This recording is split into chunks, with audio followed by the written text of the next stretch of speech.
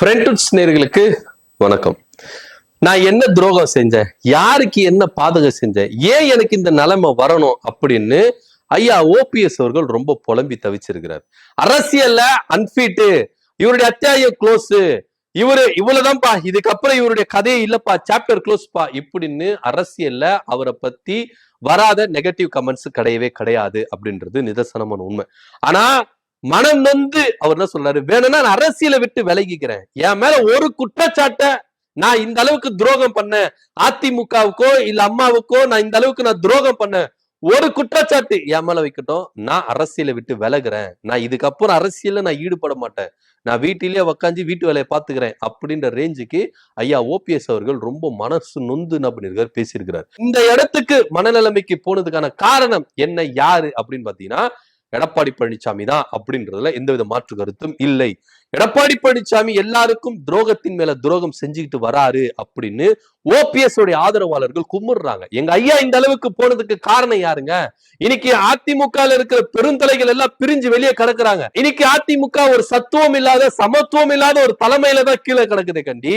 இங்க எல்லாரும் வெளியே வந்திருக்கிறாங்க. சசிகலா இருக்கட்டும், தினகரனா இருக்கட்டும், ஓபிஎஸ் இருக்கட்டும், கேசி பழனிசாமியா இருக்கட்டும், புகழேந்தர் இருக்கட்டும், பெரும் தலைகள் எல்லாமே என்ன பண்ணிருக்காங்க, விலகிதான் இருக்கிறாங்க. எடப்பாடி பழனிசாமி மட்டும்தான் நான் தான் பெருந்தலை, எடப்பாடி பழனிசாமி தான் சமத்துவ தலைவர், எடப்பாடி பழனிசாமி தான் சமூக நீதி தலைவர், எடப்பாடி பழனிசாமி தான் ஆள பெருமை தலைமை அப்படின்னு நம்பிக்கிட்டு இருக்காரு. உண்மையிலே அது கிடையாது அப்படின்றதுதான் நிதர்சனமான உண்மை அப்படின்னு ஓபிஎஸ் உடைய ஆதரவாளர்கள் பொங்கி அவங்களுடைய குறைகளை என்ன பண்றாங்க, தீர்த்துறாங்க. இதுதான் நிதர்சனமான உண்மையா இருக்கு.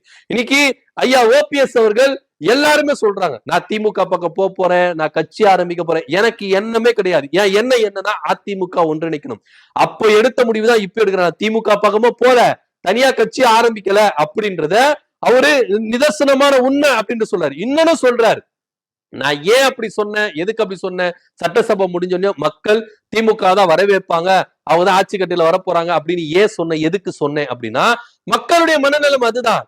இன்னும் சொல்ல போனா அமித்ஷாவை நான் சந்திச்ச போது அமித்ஷா டைரக்டா என்கிட்ட சொன்ன வார்த்தை, தமிழ்நாட்டுல திமுக கூட்டணி பலமா இருக்கு, அந்த கூட்டணி தான் ஆட்சியை பிடிக்க போகுது அப்படின்னு அமித்ஷாவே அவருடைய வாயால என்கிட்ட சொன்னாரு, சர்டிபிகேட் கொடுத்தாரு அப்படின்னு சொல்றாங்க. இன்னைக்கு திமுக அரசுக்கு நிறைய பேர் என்ன பண்றாங்க, சர்டிபிகேட் கொடுக்குறாங்க. ஒரு பக்கம் ஆளுநர் ஆர் என் ரவி, தமிழ்நாடு பெண்களுக்கு பாதுகாப்பான மாநிலம், வடகிழக்குல இருக்கிற மாநிலங்கள்லாம் தமிழ்நாட்டுக்கு படிக்க போறேன், வீட்டுல இருக்கிற பெண் பிள்ளைகள் எல்லாம் படிக்க போறாங்க தமிழ்நாட்டுக்கு அப்படின்னா வாழ்த்தி அனுப்புறாங்க. அப்பேற்பட்ட ஒரு பாதுகாப்பான மாநிலம் இந்தியாவில எங்கும் கிடையாது. ஆளுநர் ஆர் என் ரவி கொடுத்த சர்டிபிகேட், இன்னைக்கு திமுக கூட்டணியை பார்த்து அமித்ஷா அவர்கள் கொடுத்த சர்டிபிகேட், இந்த கூட்டணி பலமா இருக்கு, அடுத்த ஆட்சி இவங்க அமைக்க போறாங்க அப்படின்னு சொல்றாரு. இது எல்லாமே ஓபிஎஸ் அவர்கள் சொன்ன ஸ்டேட்மெண்ட். ஓபிஎஸ் அவர்கள் செய்தியாளர் சந்திப்புல அமித்ஷா இப்படி சொன்னாரு அப்படின்னு சொன்ன ஸ்டேட்மெண்ட். இத பார்த்துதான் கதி கலங்கி போயிருக்குது அதிமுக.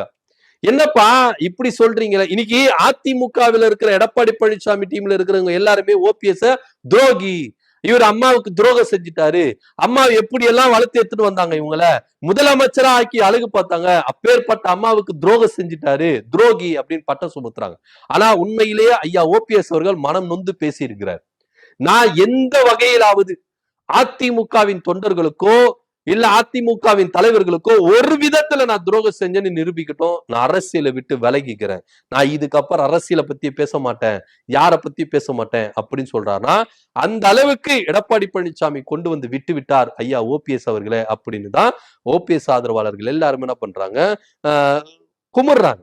உண்மையிலேயே ஐயா ஓபிஎஸ் அவர்கள் அதிமுகவில தவிர்க்கப்பட வேண்டிய ஒரு தலைவரா, இல்ல அதிமுகவில அவர் நிரந்தரமா இருக்க வேண்டியவரா அப்படின்ற ஒரு கேள்வி எல்லார் மத்தியிலும் இருக்கு. ஏன்னா இதே ஓபிஎஸ் அவர்கள் ஜெயலலிதா இருக்கும் பொழுதே, அவங்க உயிரோடு இருக்கும் பொழுதே கொடுத்த சர்டிபிகேட், ஓபிஎஸ் யாரு, ஓபிஎஸ் எப்படிப்பட்டவர் அப்படின்னு சொல்லிட்டு ஜெயலலிதா அவர்கள் என்ன பண்ணாங்க, சர்டிபிகேட் கொடுத்தாங்க. இன்னைக்கு எடப்பாடி பழனிசாமியை பத்தி சசிகலா அவர்கள் எல்லாவற்றையும் ஓப்பனா சொல்றாங்க. எடப்பாடி பழனிசாமி யாரு, எப்படி துரோகம் செஞ்சாரு, என்னை பொறுத்த வரைக்கும் என் முதுகுல குத்துனாரு அப்படின்றத உரிச்சு காட்டுறாங்க. ஆனா ஓபிஎஸ் பத்தி ஜெயலலிதா அவர்கள் எந்த அளவுக்கு பெருமையா பேசி இருக்கிறாங்க அப்படின்றதையும் நம்ம இங்க பார்க்கணும். சோ ஆக மொத்த அதிமுகவுல எடப்பாடி பழனிசாமி அன்ஃபிட் அப்படின்னு சொல்லிதான் ஓபிஎஸ் ஆதரவாளர்கள் எல்லாமே சொல்றாங்க. எடப்பாடி பழனிசாமி விட்டு வெளியே வந்தவங்க எல்லாருமே சொல்றாங்க. இன்னைக்கு அதிமுகவிலேயே பல உட்கட்சி மோதல் நிலவி வருது.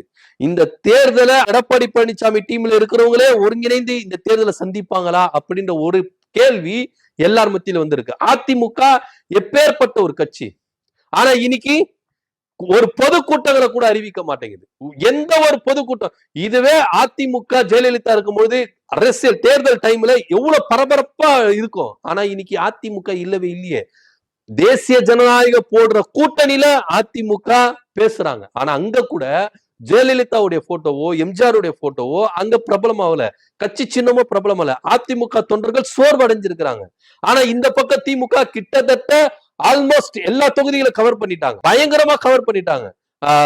பாக முகவர்கள் கூட்டம், அந்த ஏகப்பட்ட கூட்டங்களை நடத்தி, பொதுக்கூட்டங்களை நடத்தி தேர்தல் வேலைகளை ரொம்ப துரிதமா செஞ்சுக்கிட்டு இருக்காங்க. ஆனா பிரதான எதிர்கட்சி அதிமுக தோய்வு அடைஞ்சிருக்கு. ஏன்னா இவங்களுக்குள்ள ஒற்றுமை இல்ல, அதிமுகக்குள்ளே ஒற்றுமை இல்ல அப்படின்றதுதான் நிதர்சனமான ஒண்ணு இருக்கு. இந்த கேப்ல ஐயா ஓபிஎஸ் அவர்கள் சொன்ன ஒரு விஷயம் இன்னும் பரபரப்பா பேசப்பட்டிருக்கு. அமித்ஷா அவர்களே திமுக கூட்டணி குறித்து கொடுத்த சர்டிபிகேட் இன்னைக்கு பிரபலமா இருக்கு. ஏன்னா திமுக கூட்டணி ரொம்ப பலமா இருக்கு, அந்த கூட்டணி தான் ஜெயிக்கும் அப்படின்னு சொல்லி இருக்கிறாரு.